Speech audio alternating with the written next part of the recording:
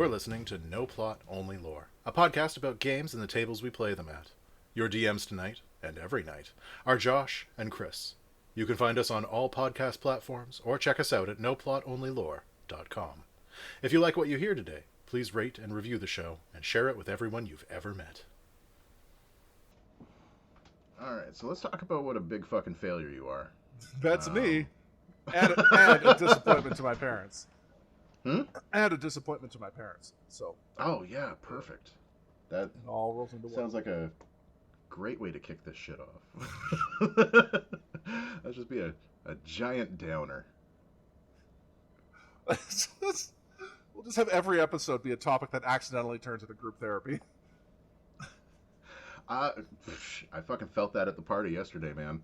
Right? Like, the fact that I had just met this chick and we were talking about, like, the fact that her violence didn't actually end up with her getting debriefed. Yep. After, like, 10 minutes. Yep. It was just like, I don't know how to have normal conversations. It is... Normal conversations are so fucking boring, though. Oh, my God.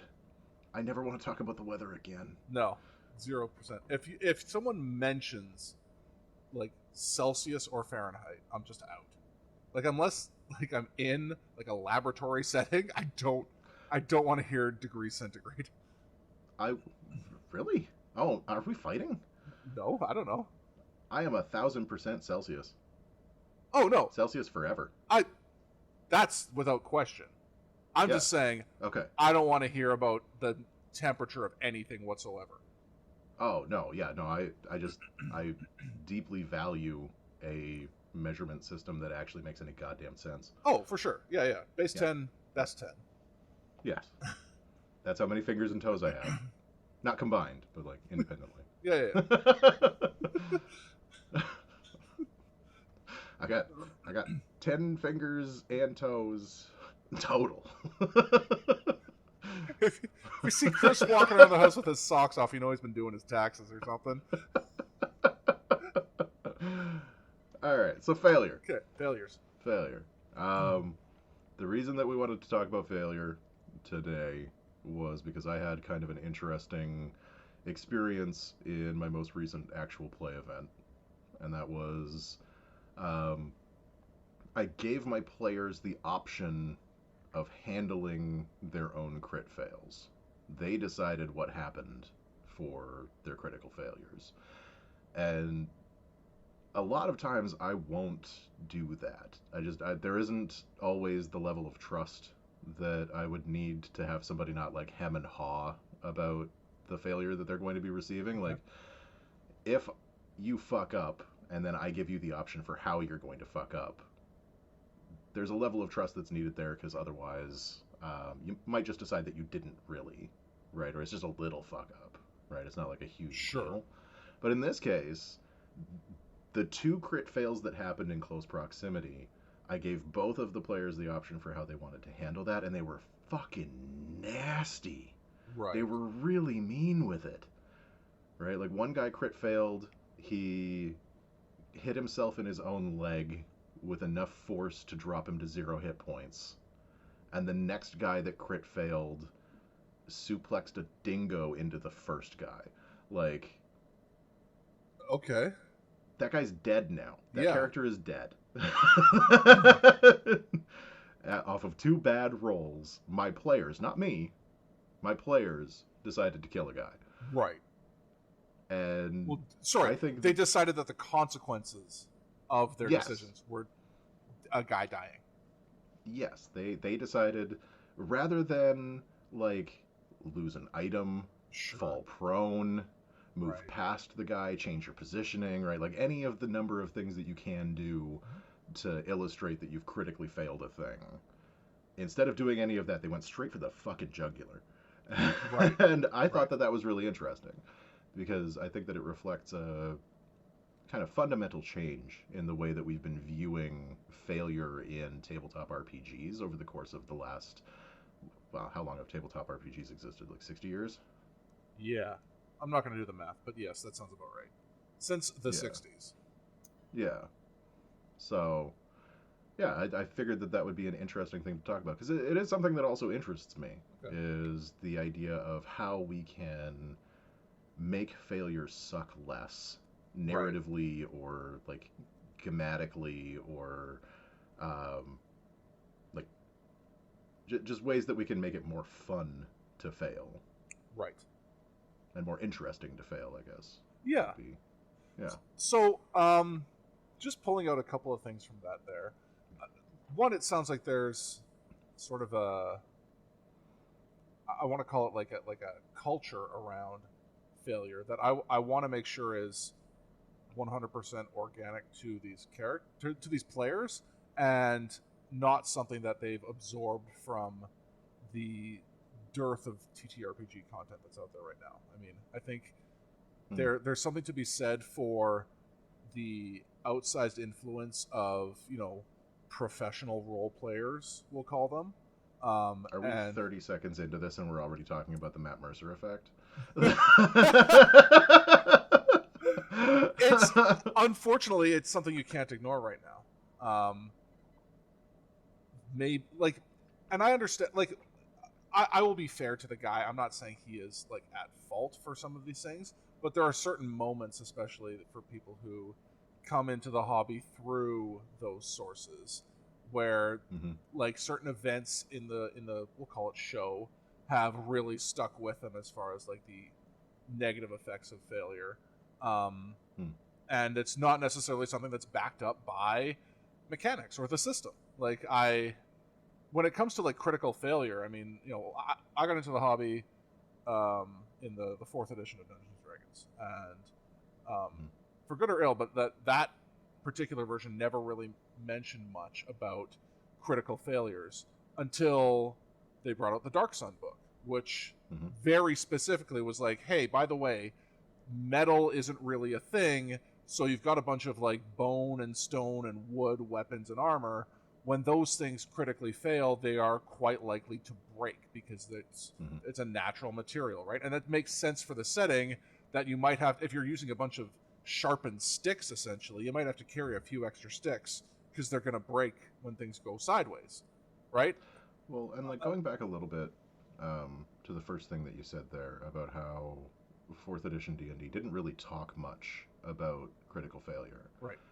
That was also true for 3rd edition. That was also true for 2nd. That was also true for 1st edition. Like, the first books that I played out of were the red box starter set for 1st edition D&D. And if I recall, they didn't actually mention anything about critical failure. Like, rolling a natural 1 sucked. Well, and they mentioned but that it didn't have a name. Right. And right. I don't know about the previous editions, but I know, like, the stuff that I've read up to date, when it says you rolled a 1, it's just, well, that's always a failure. And that's it. It was just one of those mechanical things where, hey, a 20 is like, when you're in combat, is always going to succeed. A 1 is always going to fail. You know, and like social contract wise, a natural 20 in a non-combat situation is usually gonna get you there unless you're trying to do I mean, something absolutely ridiculous. I do play with someone who frequently reminds me that it's not a guarantee of a success, but I'm like, okay, that's great, good for you. You want to run the world's most difficult RPG, that's fine. Brennan Lee Mulligan effect. Yeah, exactly. Yeah, what's the opposite of the Matt Mercer effect? But yeah, I mean, failure is something that, while obviously like a fact of life, we've I think amplified the effect of it, and brought more negative effects into our games that weren't supposed to be there. I don't know if it's just some sort of self-flagellation or you know, we just expect that there is going to be extremes of success and failure in every situation, but it's something that definitely, like, I make a very conscious effort when I'm running games to let me say this, and this is I think this is kind of outside the box for a lot of people, but I don't believe in critical failures. Like, when especially in a combat situation, I assume that there is going to be a certain level of just generic human competence in these player characters. And I prefer to save the idea of a critical failure for outside of combat, maybe social situations where, you say the wrong thing, you screw up the roll, and you have deeply offended the king, right? But when it comes to like specifically a combat situation, for me, critical failures in the effect of like, well, hey, I critically failed and hit my own leg, or the arrow bounced off the shield and took out my buddy's eye. It just makes it a little too Three Stooges for me. Like it just becomes comical failure because, as a nearing middle-aged white man, I have studied a lot of medieval history and combat, and even through other eras of war, and frankly, weaponry and stuff doesn't work like that. So how often do you think about the Roman Empire? It's at least weekly. Like when I get a little bit of time to myself, it's at least once a week. Oh yeah. No, that meme has some currency in some of my circles where people are just like, "Hey, Christopher, yeah. How often do you think about the Roman Empire?" I'm thinking about it right now. Literally all the time. Look, between Jesus Christ and us right now, there's only been 2 empires, and it was the Romans and the Byzantines. So there's a couple others. The British. That time they took over the entire doesn't world. count. That's not an empire. That's colonies. They called it an empire, but like, come on. If you can't walk across your empire, it doesn't count. So your definition of empire ends at sea travel? Yeah. Massive contiguous land mass. So you got your Mongols, your Romans, and your Byzantines. Anyways, one of the things that I took from what you just said there was the idea of like the basic human competence. Yeah. Have you played any of the Gumshoe games? Nope. Robin Laws? Nope. Put them together? Nope. No. One of the things that I found really interesting about those games in particular was that Robin Laws did make that same assumption that like people have a basic level of competence. There's an amount of training that they have. These things are their fucking jobs. Yeah. Right? And so for investigation and anything that you're doing to like find clues and anything that you're doing to like dust for fingerprints, that kind of thing, right? Like anything that is outside of combat and is just your job. Yeah. Right? Like canvassing the neighborhood to collect like testimonies from people. Yep. You don't even roll for those. Yeah. You just automatically win. Yeah, if you're trained in them, right. You just do them. Yeah, you just know how to do that thing and you do it. And the only time that you do roll is when it would be narratively interesting for a success or failure to be a possibility. For sure. Right. So your car chases, your like gunfights, anything where that like the coin flip of chance actually is going to impact the front of the plot. Right. But like I think what he was trying to avoid there was that situation where you plant a clue in the Duchess's bedchamber and everybody searches the bedchamber and they roll 4s and 5s. Mm-hmm.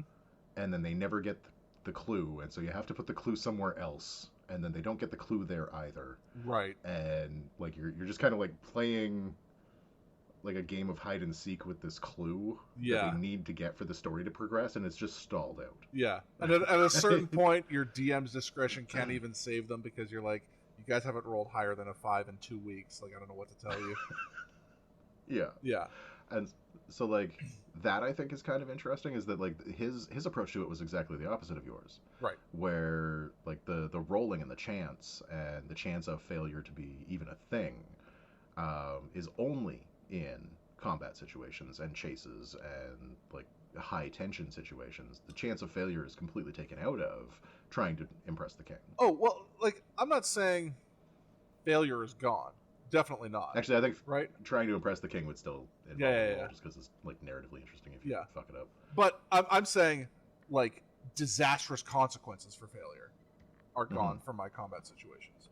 Because, one, I don't think it's realistic to have these Looney Tunes arrows shooting around the room, bouncing off 8 different objects because I rolled a 1. And at the same token, like, do I know a guy who's cut his own leg open with a chainsaw? Yes, because he was stupid and unsafe. But he also wasn't swinging. In Alberta, of course you do. Yeah. But he also wasn't like swinging at something that should be literally 5 feet away from him. Like, it's very difficult to screw up that badly. You know, I really dislike like combat being the one thing that can really, really, really devastate your party because someone screwed up. Like, you can just miss. That's fine. You just whiffed. Okay. Yeah. For me, like, critical failure to me has always been a state change in the combat. It hasn't necessarily been like a... Like, part of the reason that I came into this with the example that I mentioned earlier is that the players that I was playing with were rat nasty with how bad they treated these critical fails. Right? Like, for me, in a situation like that, you roll a critical fail on, like, a dog that's chewing on your leg, you end up prone. Right? Like, it's not even... Like, it changes your effect. Yeah. It changes what's going on for you in that moment. But you're not taking extra damage, really. You're not... Like, it hasn't completely ruined your day. You're not making death saves by the end of the turn, for sure. Right? You're just prone. Right? Or the dog has moved you. Right? So now you're, like, a couple squares away from where you were. Right? And critically failing on, like, suplexing a dog... To me, that just sounds like, again, like the character who did the suplexing suplexed bad. Yeah, he's prone, he knocked himself out, and the dog is not. Yeah. Like, now the dog is in a really good position to start chewing on throats. He's prone and he dazed himself by just banging his head off the pavement, you know? Like, right? Yeah. So, like, that's kind of how I treat critical failures. It's very rarely like a catastrophic change of fate, as much as it is just like the small complications, right? Like the introduction of a small complication in the combat that you wouldn't have to be dealing with otherwise, right? Like there is no stat block for it. Yeah. There's no place on the dingo's stat sheet that says that like this is how they take you to prone. It's just you fucked up. Now you're on the ground. Yeah. So then is this an issue of like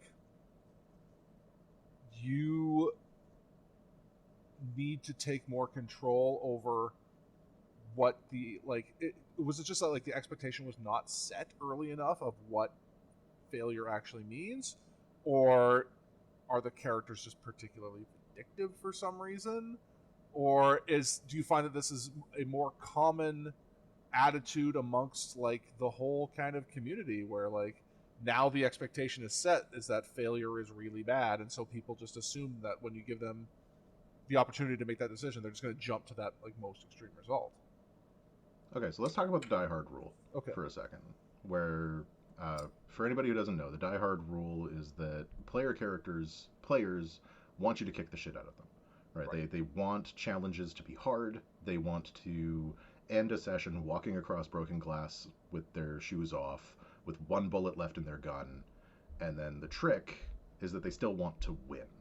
Right. And so like finding that balance of properly kicking the shit out of your players so that they have a great story about how they overcame these adversities to still win is a really difficult balance to do. Yeah. And I think that like this was our first session. Yeah. I think that's an important distinctive feature of this game is that this was session 1 where like people were deciding that critical failure was going to result in death. Right. And I think that part of that was setting stakes, right? That was the players telling me what they want their stakes to be, right? They want to let me know that, like, one, player character death is okay. It's a thing that they're going to, like, not balk at or try and avoid necessarily. Right. In fact, they went running headlong into it in the first session. And two, I think that creates that situation where, like, now we know what the stakes are. Let's avoid those at all costs. Okay. Right? So we can see that a player character has died. We know that that happened, and now we have an opportunity to like understand where those stakes are, so that we can get to that Die Hard moment later, feeling like we've earned it. Gotcha.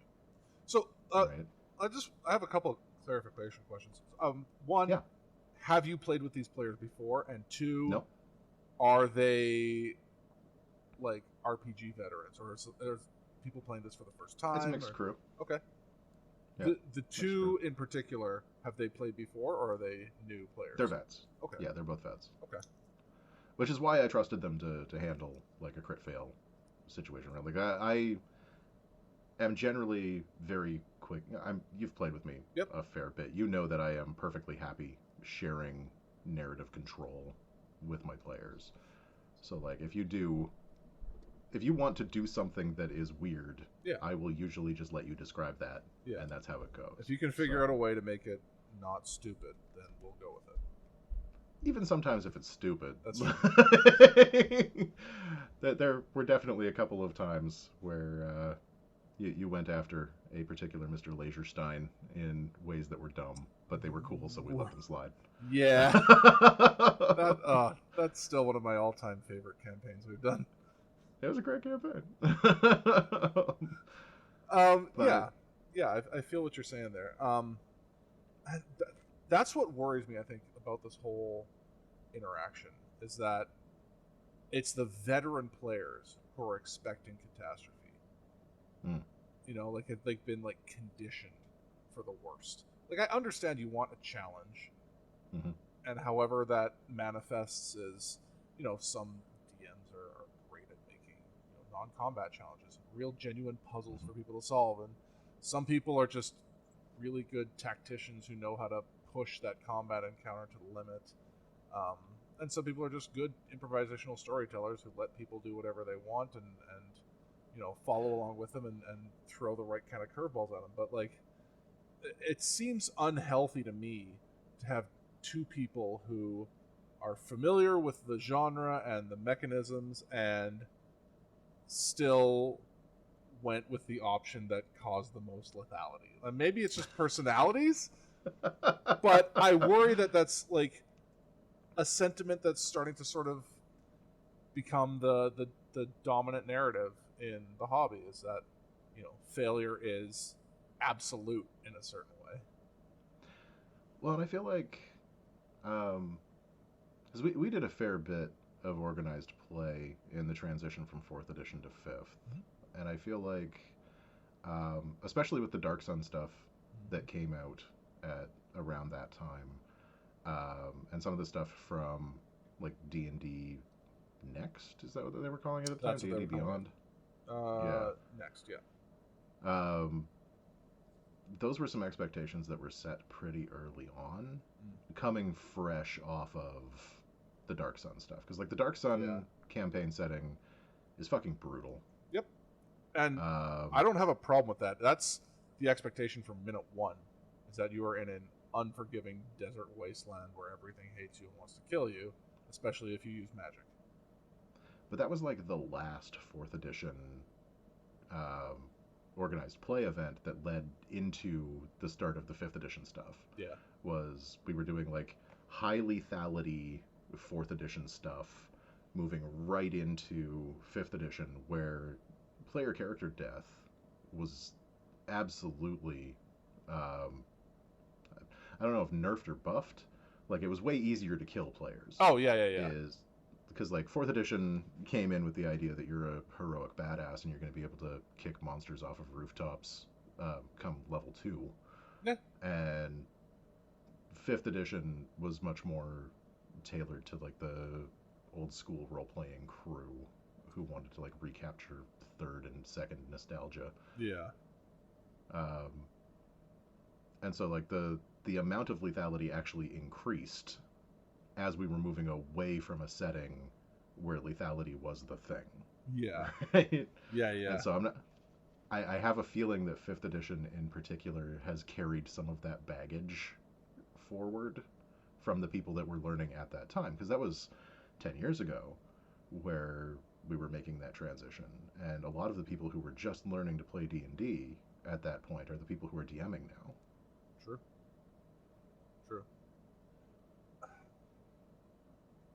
I can't help but wonder too if like some of this, and I'm not laying the feet just at Wizards of the Coast for everything that happens in their game, but No, that's fair. if some of this hasn't been exacerbated by the growth, well, sometimes by necessity, but just the prevalence of online play and the reduction of, like organized play just has not existed for 5th edition in the way that it did for 4th. Yeah. And some of that is COVID. I mean, it is what it is. But there's been a lot of push for online tools in this, especially even from Wizards themselves with D&D Beyond and stuff. Like, they want you to, obviously there's lots of other ulterior motives you can discuss about why they're pushing for more digital content, but Money. well, yeah, it's all it's money. The only one. Yeah. But I think a side effect of that is the depersonalization of the relationship between the player and the DM. When we talk about people who are coming from these 2nd and 3rd edition groups, the thing that you don't hear these days is, like, certainly not with the frequency that I used to, is people talking about playing in the same game for 5-10 years and going through multiple characters and having, at the end of the day, your friends and the friendship be sort of the central thing that keeps the group together, and not just like your chances to be a cool guy, right?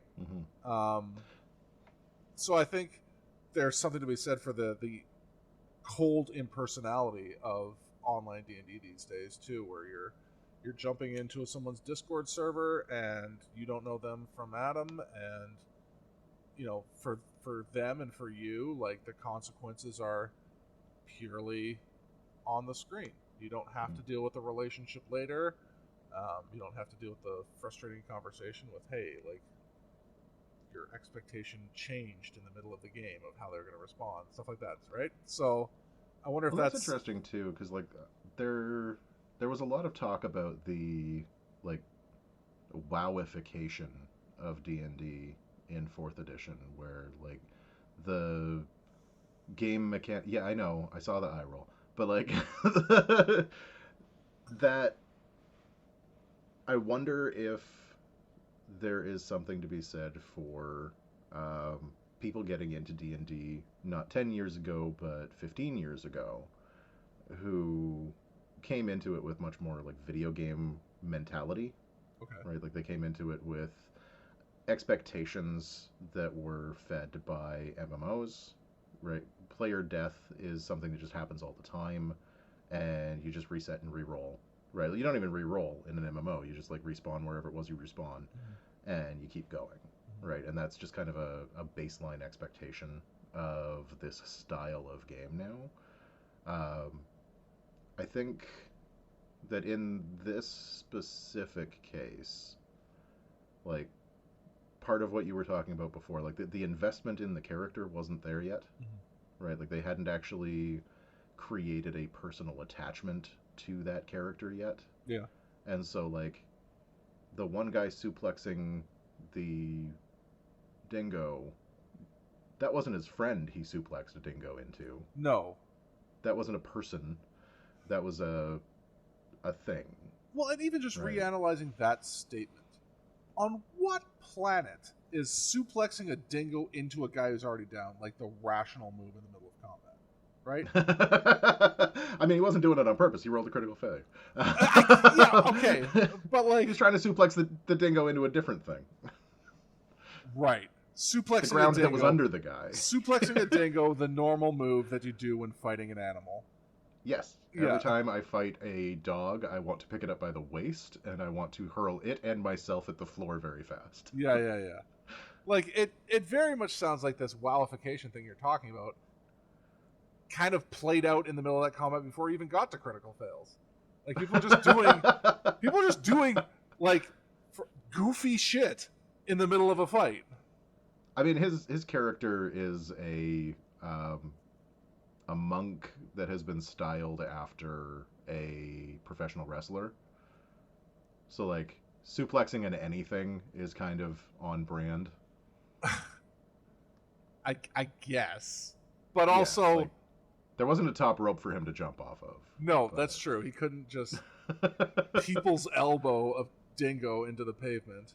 I mean, you could, but you'd need to like bounce off a cactus or something. Yeah.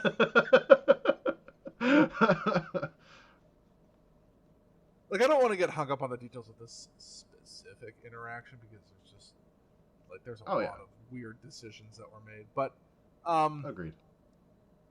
Yeah, like to your point about like the idea of just character mortality in general.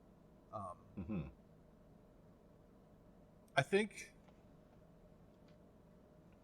yeah, there is something to be said for like needing to have a certain level of increased mortality just to have that the stakes be like necessarily consequential to storytelling. But at the same time, like where's that balance of like we're trying to tell like a super gritty story versus like we're just trying to have like fun with some friends on a Saturday and roll a few dice, you know? Like how I'm sure you remember like me in the store when like organized play was happening and people were like putting together their characters around the tables and they'd be like, hey, is this going to be like a tough encounter? And I would just be behind the counter being like, I'm going to kill you.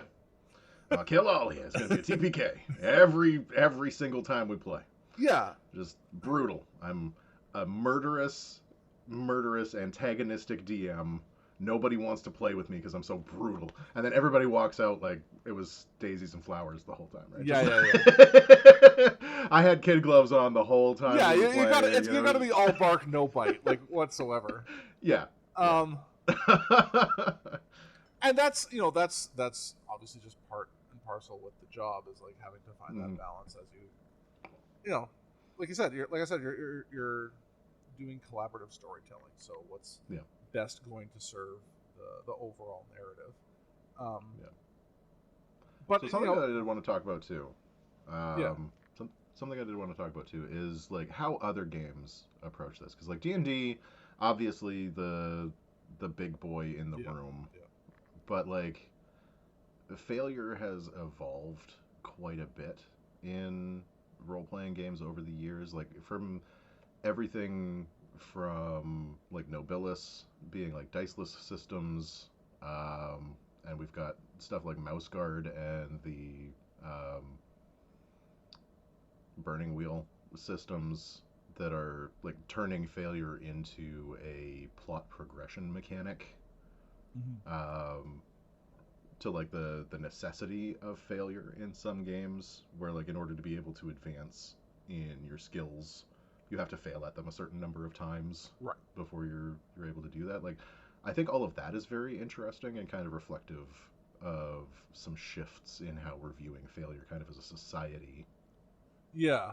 Well, I mean, like, I think the point I was trying to get at near the end there was, divorcing failure explicitly from, like, lethality and death and things like that, and talking about failure as, like, I don't know, just an abstract concept for the game and the storytelling in general. What does failure mean, even in a combat situation? Well, Mouse Guard is great at that. Yeah. Right? Like, it is so hard to kill a player character in Mouse Guard. Right.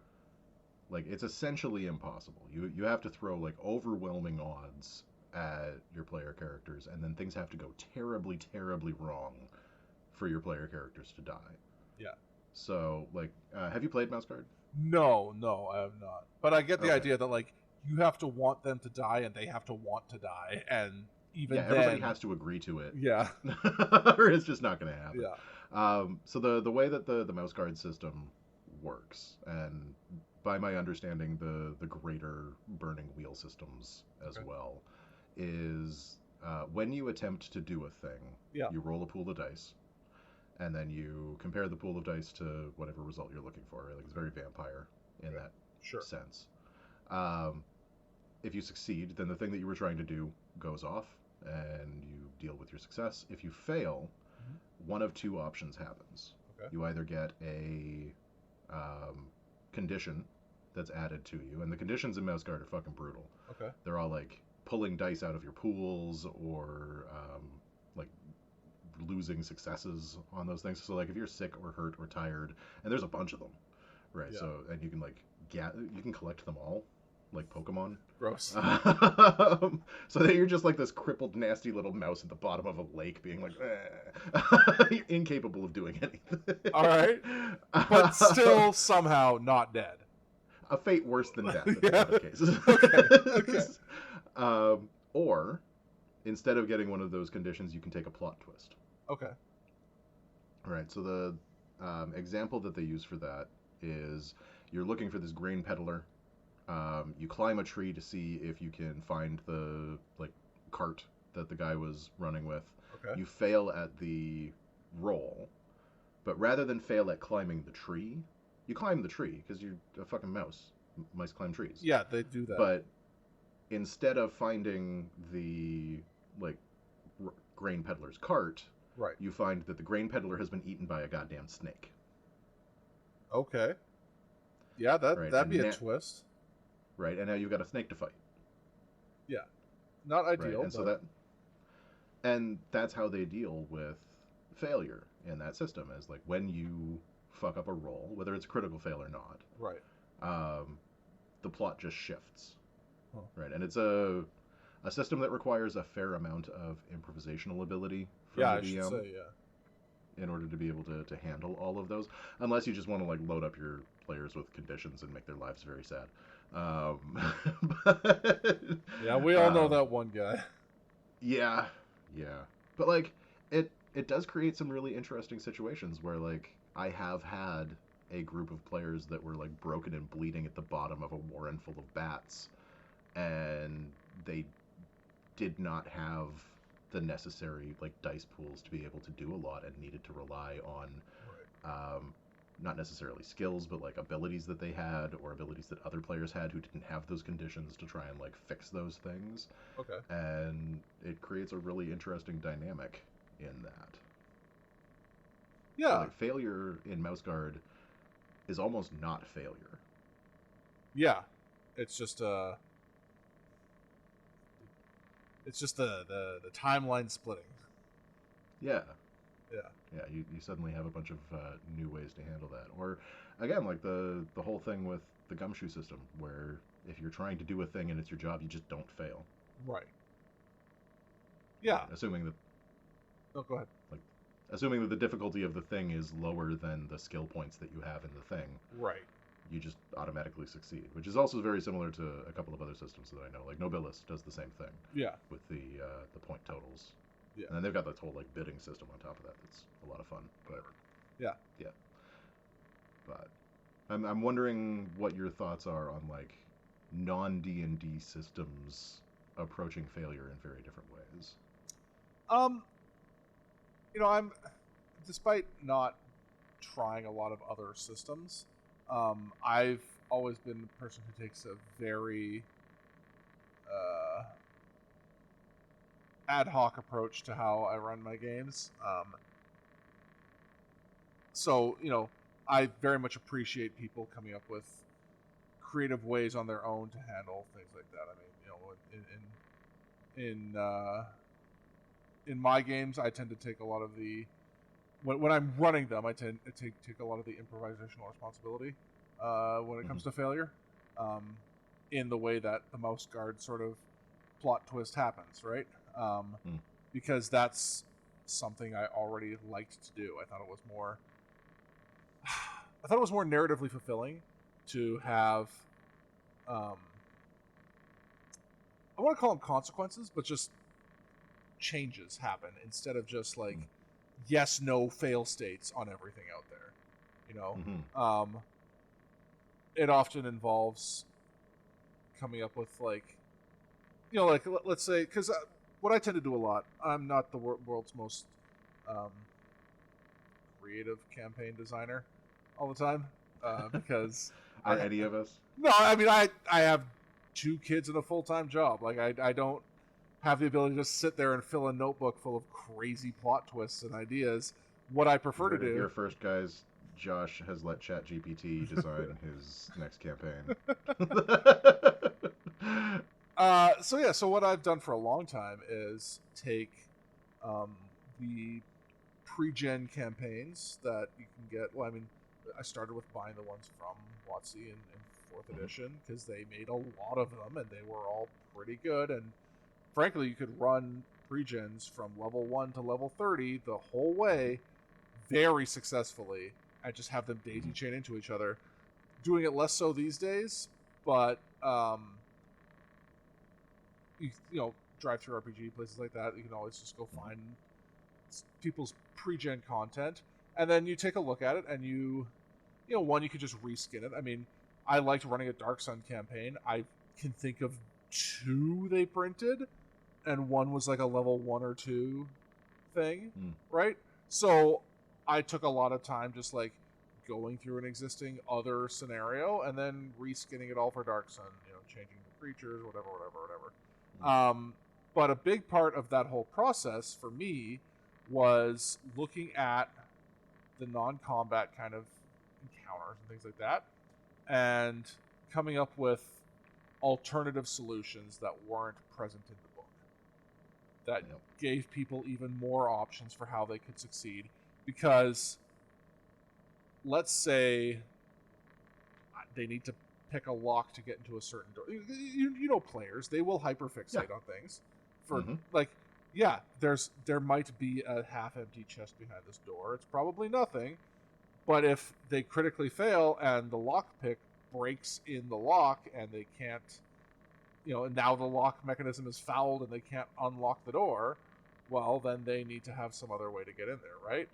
So I tried, you know, obviously, like, maybe a pre-gen campaign would be like, oh, by the way, it's a door, so it's like, you know, here's the AC, here's the hit points if they want to just beat the hell out of this door. It's going to make a lot of noise, and I got to think about that, too, if they decide to do that. But, you know, I've learned that creativity comes from a lot of weird places with a lot of solutions that just have never occurred to you. I remember I once was reading an interview with a famous burglar from, I think it was from France. And the reason he had been so successful for so long is because he refused to look at architecture in its intended way. And what I mean by that is, this is a guy who'd be like, I need to get into that office to get something out of that safe. They put a locked door in front of me and said, haha, that'll keep him out. And he's like, well, those walls are just drywall and insulation. And I have a drywall knife that cost me $5 at Home Depot. Suddenly, I have a door. I had to get in there from across, you know, from behind in like another room or something. But like, there was no lock on that door and no guard in there. Shit. Do you remember that time that Warp 2 got broken into exactly that way? Yeah. Yeah. Yeah. Yeah, they just like cut a hole beside the door. Yep. Yeah. Just wandered in. Because it turns out, like, if you have a big locked door and then you put a window beside it, boy howdy does that window like to break. Like, it's just, you know, players will do the same thing to you. Whatever your fantasy drywall knife is, they will find it and be like, aha, I could just get in there this way. And you're like, good God, that did not occur to me. But okay, yes. Well, and I wonder, like, one of the things that I've always run into problems with those pre-gen campaigns is the like, pass-fail states are so absolute in them. Sure. Like, there are so few options presented for other ways to approach any given problem. Yeah. That if you are following by the book, which I never do, right? But if you are following by the book, and if you are one of those DMs that has only ever just read the gray box, and then reacted to what players are doing, if they fail their rolls, they can't progress. Yep. And there's no other real option for moving past that than getting successful rolls, which to me is just mind-bogglingly dumb. Yeah. Yeah. And, like, again, like you, I've always, like, improvised very heavily off of those. Like, I won't even read the gray text in the, like, pre-gen campaigns that I've done before. Like, well, I have damage. We'll I read skim it all, over, and then I'll give my version of it. Yeah. But, like, the the fact that an entire game can stall on one or two bad rolls has always been ludicrous to me. Yeah. And trying to find ways around it relies so heavily on like the capabilities of the DM that I'm wondering if there's even a systemic answer to that. Yeah, it's one of those, in these situations, we are God, and players are closing every door we can find, and we are furiously trying to open windows around them. My favorite. Oh god, I love when players are given like, this is the most obvious answer to this thing. Yeah. I have hinted that there is a less obvious answer to this thing. Yeah. And instead of doing any of those things, they've decided to just like jackhammer the floor out. Yeah. And the floor is just solid stone. Yeah.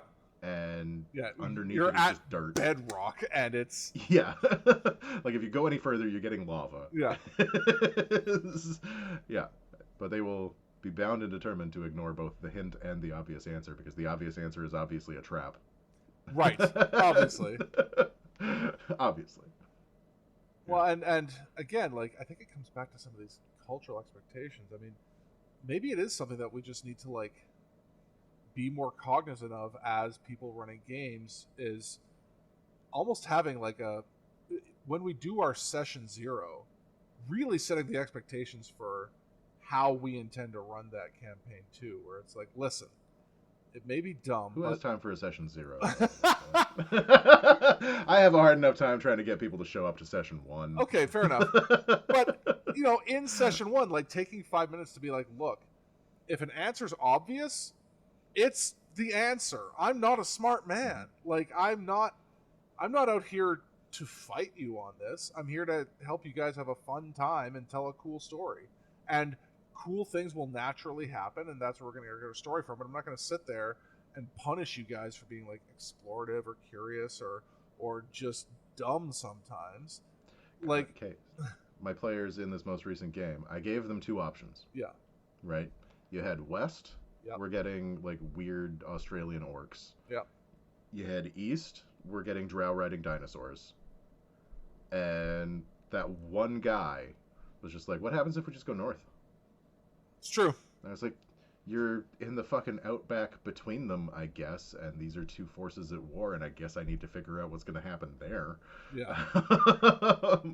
Dingo attack, let's go. Let me ask you something. I'm ready a suplex. Yeah.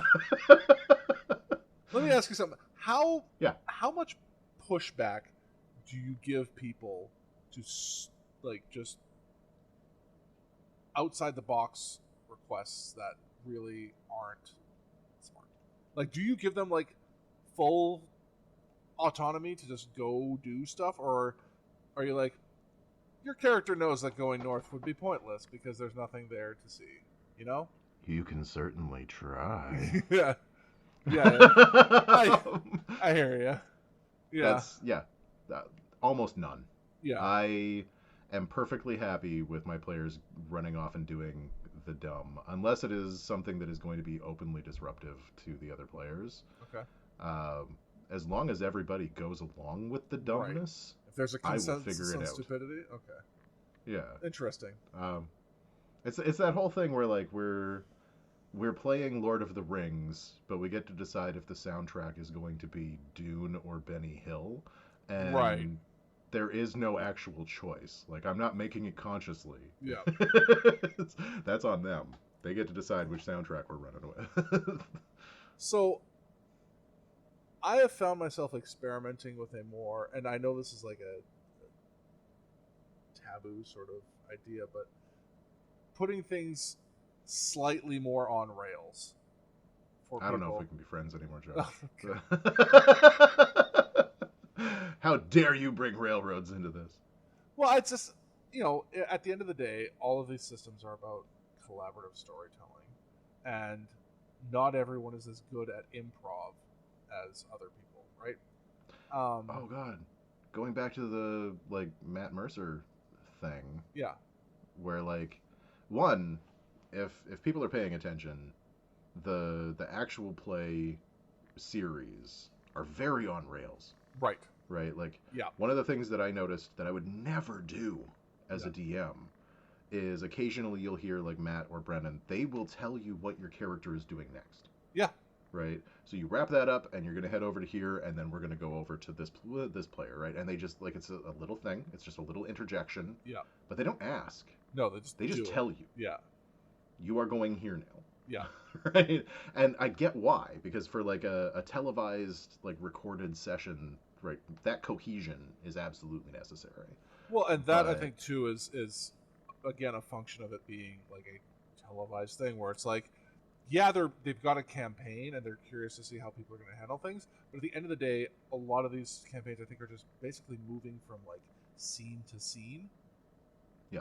And they've set up interesting scenes for people to participate in and improvise in, but like, and again, I think this is what's affecting a lot of new people coming in, is that they've set this expectation of that's kind of how D&D is played, or that's how whatever is played, right? Now, that being said, I think extremes in either direction are troublesome, especially because, given the number of like new players that I deal with who, they've never played any sort of role-playing game before, tabletop or otherwise. It's super helpful for them to kind of like get into the mindset or the mode of like how they're supposed to be thinking, if that makes sense. Yeah. Well, and I don't know if that's something that's more or less unique to our situation, because like my groups for many years were primarily new players. Yeah. Right. And so like my experiences as a DM are with people who do not know what the fuck they're doing. Yep. And don't necessarily know how to progress what it is that what it is that they want their characters to do. They don't really have a concept of goals. They don't really know who their characters are. And so there's a lot of like pulling. There's a lot of like pulling little questions and like leading questions and like trying to get them more involved and more invested in what it is that's happening.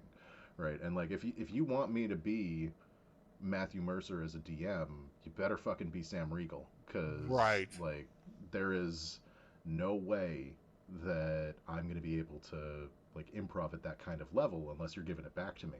And for us, because we're dealing with new players so often, we're never going to get that. Right. Like we're going to get occasions where people are like really emotionally invested in a scene, and that's great. I fucking love those moments where like you and I have gotten into like fights in character, and we've been like yelling across the table, and like other players have been like, "Oh shit, what is happening?" And those are great moments, but you have to have a certain caliber of experience. You have to be able to bring that as a player to get those kinds of things like up and running. And otherwise, like, yeah, I kind of see where you are with the rails, but God, it hurts my soul. I understand, but and like you said, it may just be an attitude warped by our typical play groups, and trying to tie it back to the whole main theme thing. Maybe we need to sort of look at re-examining how we handle, like, if I'm playing with a bunch of experienced players, I need less rails. But I can also trust them with less rails, because they're just going to be smarter and more experienced and know kind of how the whole thing works, we're here to tell some stories, but a big part of that is actually completing some freaking objectives, not just running around and grabbing every hook written in the book for you and not finishing any quests, right? I feel attacked. I so we were having a friendly conversation here, Josh, and now you're just like coming at my play style. All hooks, no finish. That's and that's how I get a campaign to last for 10 years. And then but I'm wondering if, like, if rails are something that we need to sort of tune to the groups, then maybe we should start doing the same with our handling of failure and what failure means to the individual group based on experience. Like, do we make it more punishing for people who are more experienced because they know that that's a reality, or do we make it super punishing from the start because we're now responsible for setting the expectation for these new players that this is the world that they're living in? Or is it okay for us to let people have an initially more positive experience with the games, and then as they invest more time into it, we then Just suck start the soul out of them. yeah, just start biting off little chunks, and eventually they'll be raw and sore. Just a massive scar and Yeah, missing yeah. limbs. Yeah.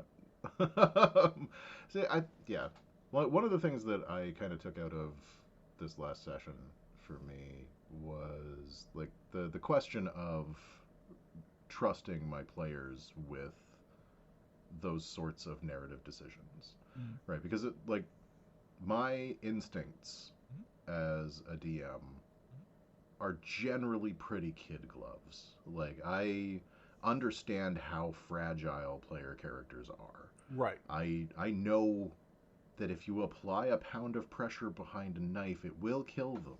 Yep. And it's not going to be fun if that's happening all the time. And so, when I entrusted those players with that narrative control, they took it in kind of an extreme direction, like a direction that I wouldn't have. Right. And I took that a little bit as a expression of interest, right? Like expressing their expectation for how the campaign was going to go.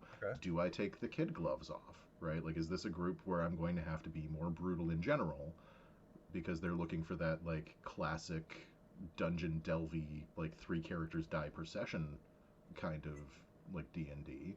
Or is this just, again, the stakes setting, right? We've got somebody who died already. Yeah. Right. We've got one corpse in our background, like the back mirror has one dead guy in it. Yeah.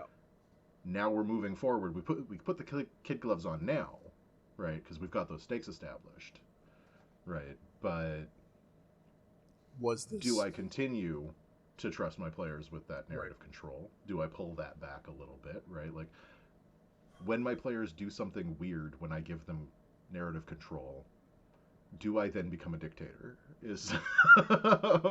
Yeah. Oh God, it's such a tough question to answer, because it's like, in my mind, it feels like one of those, like, cats out of the bag kind of situations where it's like, okay, this is what you wanted, right? But at the same time, like, maybe you have a better sense of, was that like a sobering moment for them or not at all? Like, I have a feeling with those veteran characters, players are just like, haha, great, new character time, right? Yeah. At the same time, I get to roll. Yeah. The new players, it might be one of those, like, oh shit, I can die now kind of things, where suddenly they're very cautious in how they play. And then you've got these two completely disparate play styles now at the same table trying to get along. One person who wants to... I did notice that the one player who put, like, a lot of effort into her backstory kind of pulled off the table a little bit. Yep.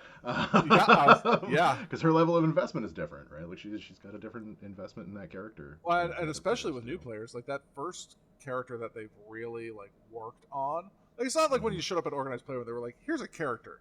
You're this. Yep.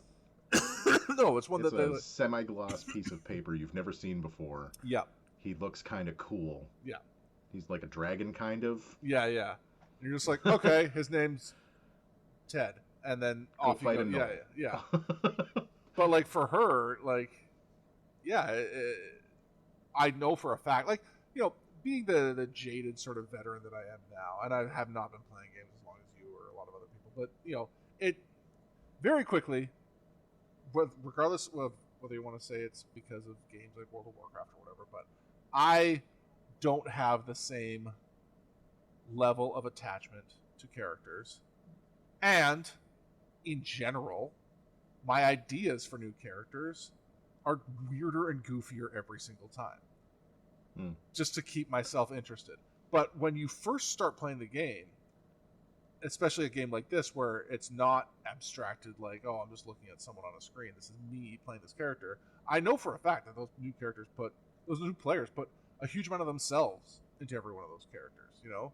Like, I wouldn't be surprised if half of that character's backstory is just reskinned trauma from her own life.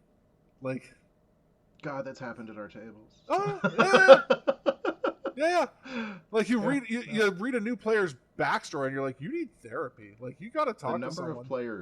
The number of players that we have had come out at our tables. Yeah.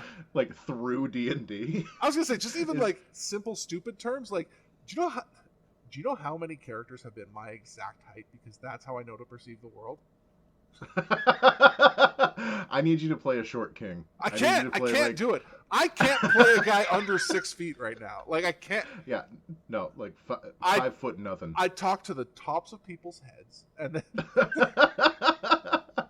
I just want you to I want you to see everybody's beard from below.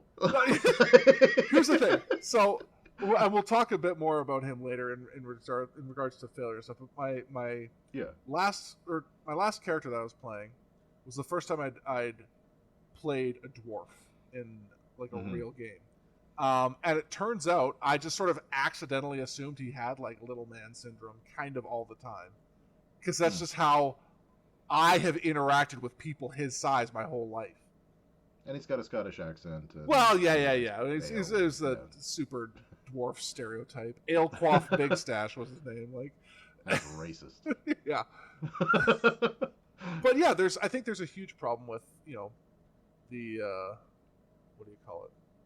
So the Larry Stew effect for player characters initially, and their perception of failure in a game as personal failure and embodying that failure.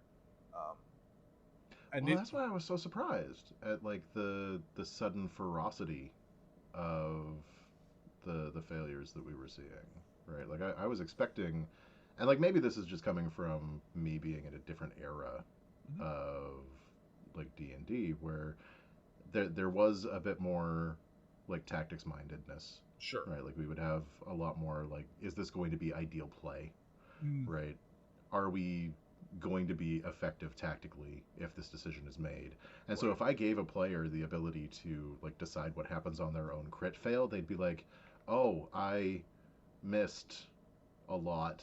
Yeah. And maybe I move over to this square instead, which is actually tactically more advantageous than the square that I was in before.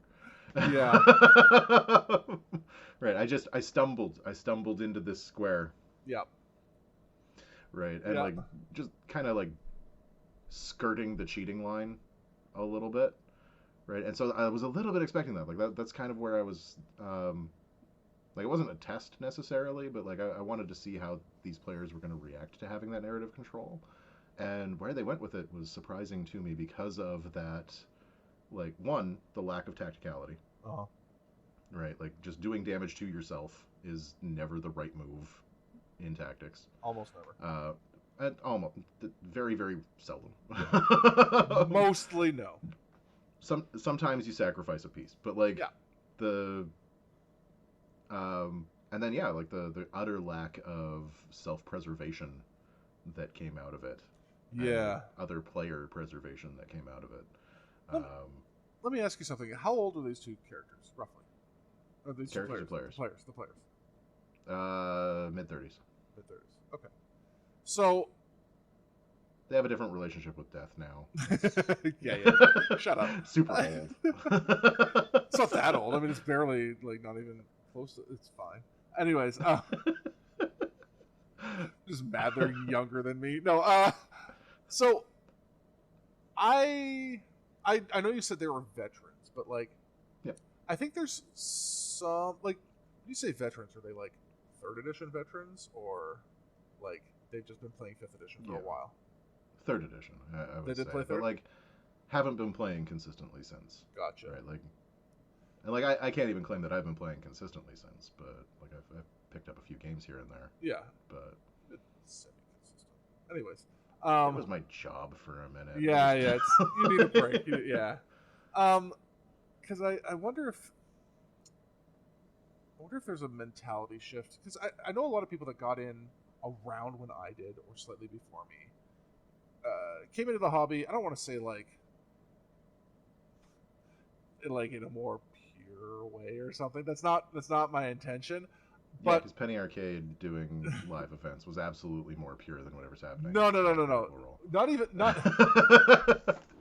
not even from that. Chris Perkins. I'm saying the people who came in because they were like D&D adjacent in other nerd spheres. People coming from like me, who came from a wargaming background. You know, Yep. like when I got into any sort of nerd related hobbies, it was Games Workshop, it was old Avalon Hill stuff, it was even like the WizKids old Clicks games and stuff, right? So there was just a different, you know, I know people like to blame 4th edition and the quote unquote wowification of things, but there are people who came from just it's listen, I will defend 4th edition to my dying breath. Like the innovations and the chances that they took with that system, I think, are really smart, and they haven't done any since because they kind of got booped on the nose for going outside the box, and now they're pulled back in and are afraid. But then they kept a whole bunch of them, right? I know. It's advantage and disadvantage, which are just like core parts of the system now. Yeah, they just change how they work mechanically, right? Yeah. But like, I wonder if the tactical difference in like how you and I played, because we were just used to like combat was tactical and you have to be smart, and you can't just like do something that looks cool every time. You know, because you're not playing for the big cool YouTube clip, you know. Well, like my background again started with 1st edition. Yeah. Where like if you survived to 5th level, you were gonna be a badass. Yeah. But your chances of getting to 5th level were not great. No. And like you had to earn it. Yeah. And there was like an adversarial feeling to it because it did come out of war games, right? Yeah. Like it was very much like it is a tactical game that is just one player per character. Yeah. But you're just playing a miniature war game. Yep. And so like that background as well, I think, plays into it, where I see a tactical disadvantage in my play. And like now I would be the guy that goes for like the thing that is more narratively interesting than tactically interesting. Yeah. But I think that's largely just because like I've done so much of the tactics shit. Yeah. It gets old. That it's boring. Yeah. Yeah. But yeah. All right. So talk to me more about this this dwarf character and his various failures. Okay. Well, so yeah. So actually, I want to get your input on how this failure was handled, because it was a failure pulled from the jaws of success. Fantastic, best kind. Yeah, and so Elon buying Twitter. Yeah. So let me just sort of set the stage for the whole situation we were in. I've been playing in a game that is running the Rime of the Frost Maiden, which has been more or less run exactly as written. Okay. We've been farting around. We've been playing together for probably close to a year now. So we've gotten a fair amount done. We were all level 6. My character had survived 2 potential TPKs. Dang. Yeah, which was Rime of the Frost Maiden's no joke. Like it's. Oh yeah, it's serious business, you know. Yeah. And when I say survived, I mean like, oh boy, howdy. Like literally everyone else was down, and I just like happened to get lucky. Which like cool, whatever. Like things happen. So we were not playing with kid gloves, that's for sure. And so we had at one point in the campaign encountered this special ancient ice dragon, and it was explained to us that like So she has a saddle on her back that has a long dead wizard strapped to it. She flies around, and it's her best friend, and she doesn't think he's dead. Right? Because he's not. Yeah. He's resting. Yeah, exactly. Not even that. He's not. She has full blown conversations with him, and just like her delusion is through the fjords. her delusion is complete, and she's gone half crazy over time, but still thinks that this powerful wizard rides on her back. And so we later on, we had an interaction with her. Obviously, we're not dealing with an ancient dragon at level 5 or whatever we were at the time, so we ran away like cowards, which is the correct response. And then a little while later, we leveled up a couple times, and we were walking through a tundra on the way to basically doing an escort quest, and we see suddenly the snowstorm comes over us, and we're trying to find our way, and it doesn't seem like a magical snowstorm, and then suddenly we see this wizard just sitting in the middle of the tundra, and we're like, that's weird. So we went over, and big brain us, we're like, hey, what if we used Speak with Dead or something that the clerics have, and we're like, hey, let's try and get, maybe he fell off her back or something. We could try and get a little bit more information about who she is, so that we can kind of use that to keep ourselves alive if we have to encounter her again. Turns out we were getting angler fished, and she was under the snow the whole time. So as she comes up out of the snow, everyone else fails their dex saves, falls off, takes a little bit of damage. I, being a dex-based character, crit and stayed floating on her back, right? Very cinematic, haha, this dragon's coming up and my guy is balanced on her back. That's a great mental image. The rest of your party down below, I'm imagining it from beneath. Fuck, my chair just died.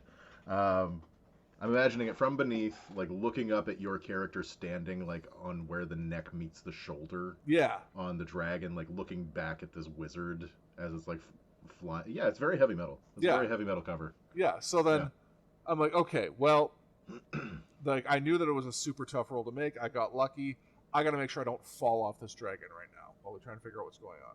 So I run over to the saddle and just hop in this wizard's lap.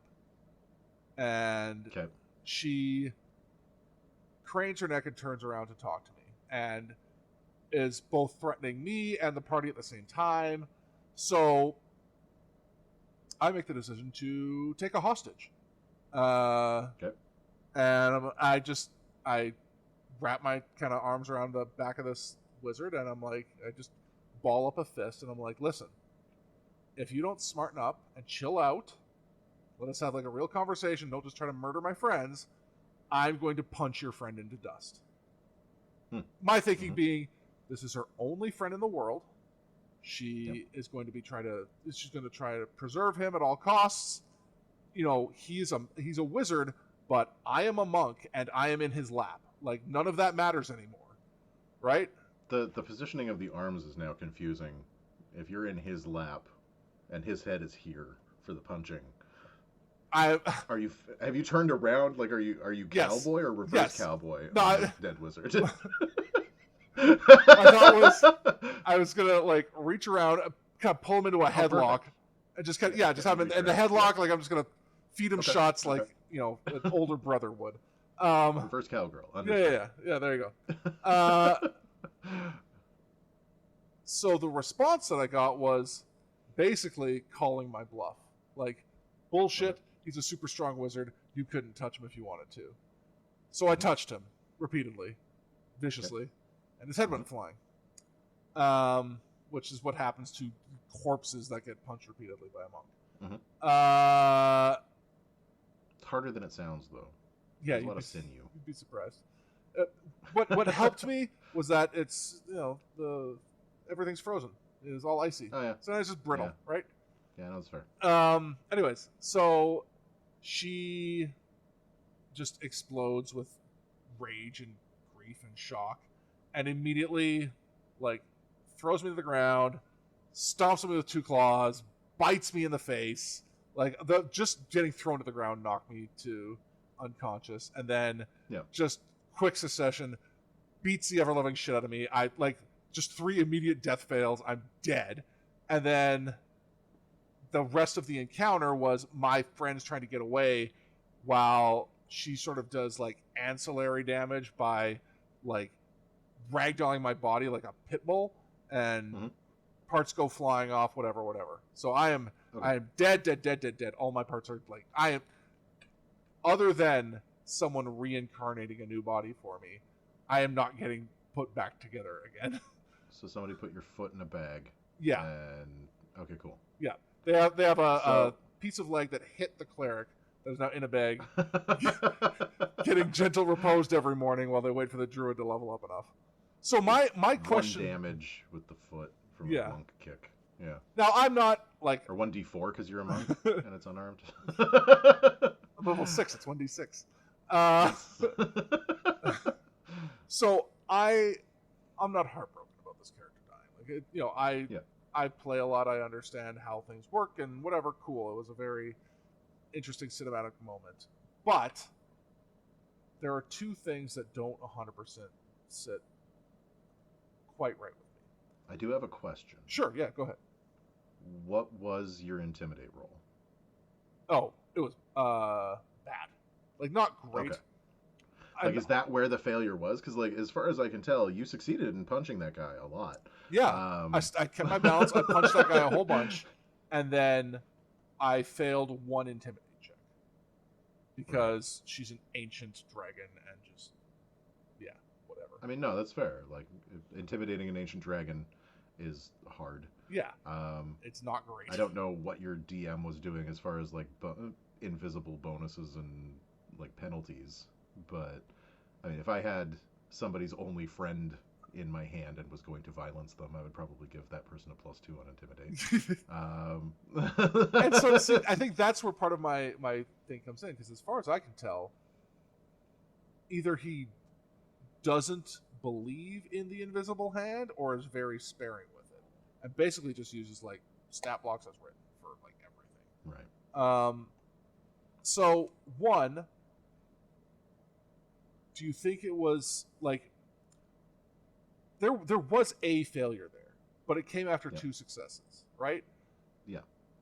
As someone running a game, do you think it is like appropriate to have basically instant utter failure in certain situations that, like, especially like semi narrative kind of situations like that? Like, this is a very cinematic moment that could have been a cool chance for like more to have happened after that first failure. Yeah, and 2, do you think so? I was told that I misread or misinterpreted rather what was said about the dragon's sort of mental faculties. Okay. But re-examining it, I worry that, it's my feeling that basically the DM misread the way that character was written in the book, right, and didn't think through more than just the basics of what was written down. So, when it comes to like failure like that, like, whose responsibility is it to communicate to like ensure that failure is like, I guess, fair failure, like fully informed failure? And then second of all, like I said, do you think that they handled the severity of the failure correctly? I'll answer the second question first because it's easier. Okay. Hell no. Okay. No, they fucked that up. Okay. And the reason that I would say that is because the way that they handled that failure created fewer interesting options. Gotcha. Right? Like the number one priority for me whenever I'm in a decision-making juncture as a DM is what is going to create the most interesting options from this decision. Right? So you had the success to stay on the dragon. You hopped into the saddle with the wizard. You made a bad intimidate check. Yep. Okay. You punched the wizard. And was there talking after that punch? No. There was no talking after that punch. It was just... Okay. Because that's another opportunity for interesting things to happen, right? So you punch the wizard. You show you mean business, right? You look over at the dragon and you're like, should we do this? Yeah. Right. And not even necessarily like an intimidate check in that case. What I would do on her side, right, as the dragon, is I would go into a diplomacy check space instead. Gotcha. Right? Don't punch my wizard. Yeah. Right? That is a thing that is incredibly valuable to me. That is a person that is incredibly valuable to me.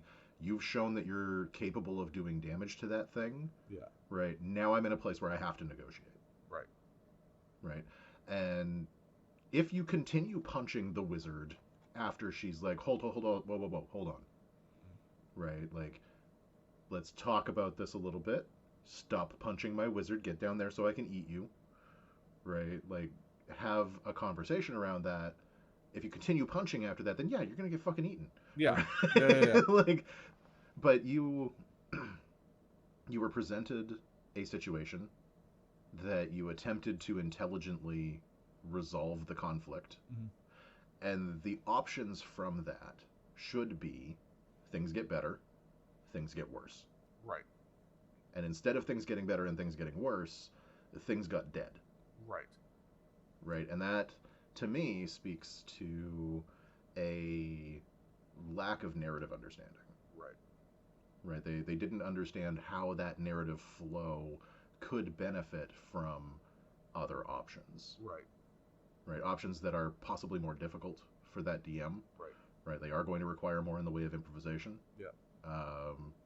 Directions that don't necessarily sit with exactly what the book has planned out. So you'll have to make some adjustments. Right. But still more interesting in the long run than now I have a dead player character. Yeah. So Right. one detail that, and I think this one is one that sort of makes me feel that in some way I was kind of set up to fail. But I was told that when I made the threat, he basically came up with a damage amount. That if I rolled that damage amount, the head would go flying, and then she would basically perceive me as having now murdered a living friend of hers. If I didn't roll that amount of damage, then I assume, like, maybe then negotiations could have continued.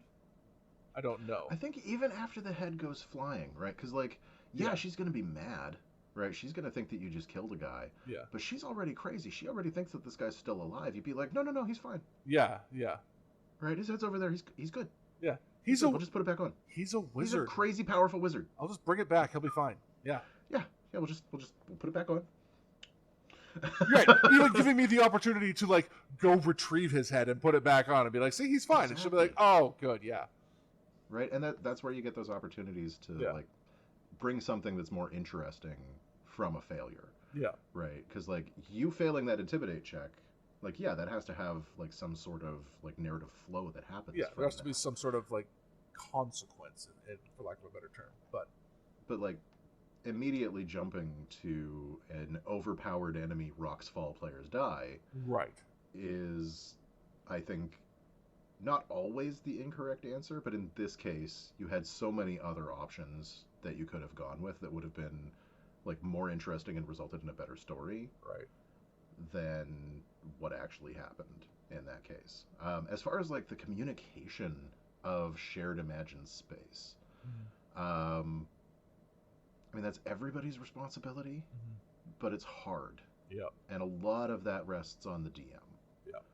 Right, because you are the person that's doing so much of the expositing of your D&D game, right? You're the one who's describing things, and if you describe them in a way that players misunderstand, then they're going to make actions based on what their imagined space looks like rather than yours. Yeah. Right, and if you describe it in a way that everybody understands absolutely, it's fucking boring. Yep.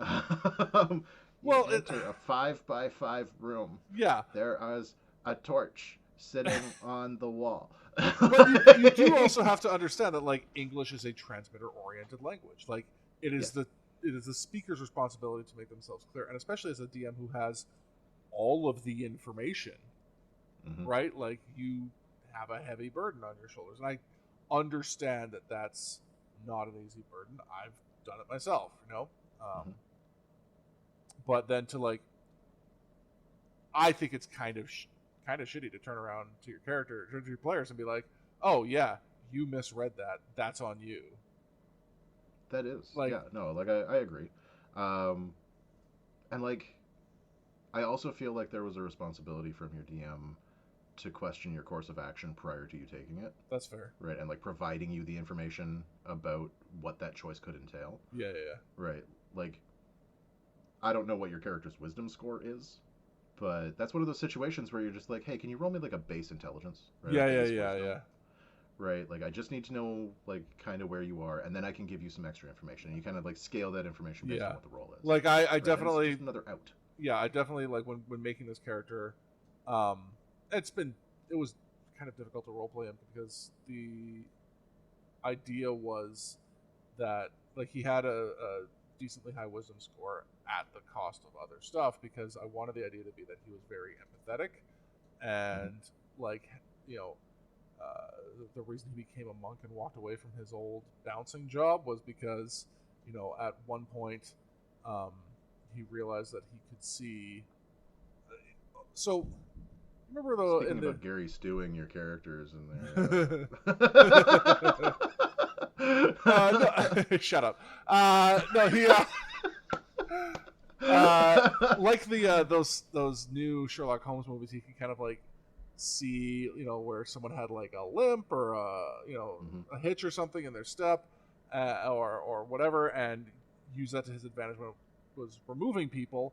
And then one day he could see that it was someone's heart, like it was an emotional wound that they carried, and so that sent him off sort of into the more spiritual mysticism realms, and Well, then that's absolutely a spot where you would want like one, the character moment yeah, of like empathizing with the dragon, and yeah, two, the wisdom of punching a wizard's head off, right? right, Like you are capable of moderating the amount of punch you do. right.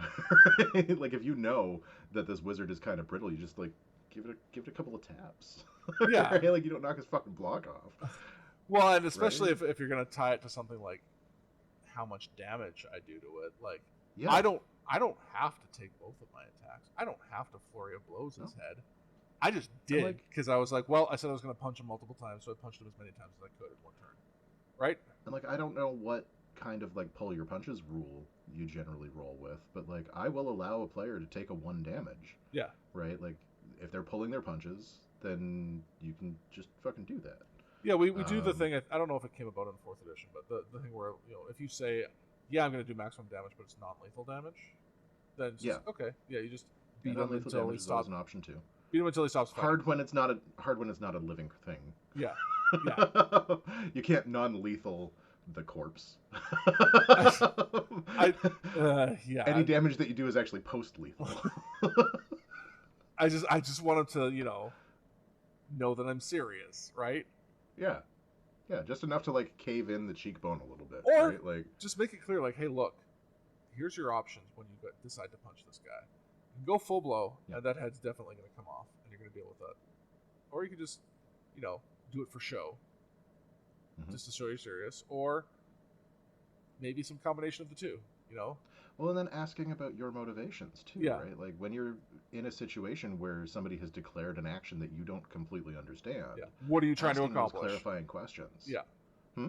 Just what are you trying to accomplish? Like, Yeah, like what is it that you want to do with this action? Because Yeah. there's a couple of different ways that we could maybe approach it, right? And then you have the knowledge of like how you can approach that to not result in being completely dismembered by a dragon. Because like yeah, to have all of that off of one roll that isn't even a critical roll, right? Like Yeah. you didn't even roll a 1, no, right? no. And that to have your character die from that from an overwhelming force, yeah, that absolutely sounds like you were set up to fail. Yeah. And no, I would be upset with myself if that was the DMing decision that I had made in that case. Yeah, that's fair. Yeah. Right. Just again, like the the whole thing for me is what is going to create the most interesting options going forward from this game. Winner, like pass or fail. Yeah. Where's the most interesting options? So, branching off of that, I guess, because, like, obviously I'm still playing in the game. I have a new character who's going to show up next week. Like, whatever. It's fine. I'm actually kind of excited to play this new weirdo character because I like making weirdo characters. But as a player, like, we've talked a lot about, the DM's responsibility when it comes to managing failure and creating alternate states. What do you think we can do as players to help maybe like push back or redefine what failure means in a game where you worry that a DM is like taking things to an extreme that isn't like healthy? Like if I I'm don't know, I've never actually played this game as a player. like No, if a player came to you and was like, "Hey, listen, like, here's what I'm trying to do with an action. Here's, where I'm hoping the story to go. What I don't want to happen is for me to like botch this so badly that I die or whatever." Like, would you take that into consideration when they're coming to you, or you're like, Always. well, sure, you as a person, but like, how would you like them best to sort of communicate expectations in a way that's like healthy, without like, I mean, just giving them free reign to say I'm always the hero and never lose? yeah, I think like the negotiation of the social contract is one of the most interesting things in role-playing games, and I feel like that's probably going to end up being its own whole episode of whatever this thing is we're doing. Sure. Because like it is such a complicated and nuanced part of like the tabletop role-playing game experience, and like those negotiations are almost always hard. It's like trying to negotiate with your significant other about something that's difficult, right? Like they can sometimes be very emotionally invested in the way that they game. For my tables, I know that I have always invited that kind of response. Like I ask at the end of games, like, how was that for you? Is there anything that you guys want to like change? Is there anything that you guys are like specifically looking for? Like, what are you thinking about doing next session, right? And like those inner game conversations are really important for like refocusing where I'm going and what it is that I'm doing. But as a like on the player side, introducing those conversations can feel kind of strange because like there is I don't like the word and I'm trying to find a better way to describe this, but there is a expectation of authority that comes from the DM. Okay. And having a conversation with your DM about something that you are unhappy with is speaking to power, right? Like you are having to bring a complaint to somebody who has authority over you. Right. And that is a very difficult place for a lot of players to be. A lot of people to be, right? Like talking to your boss about getting a raise is like a traditionally harrowing experience. Right. So, like, yeah, that's really hard.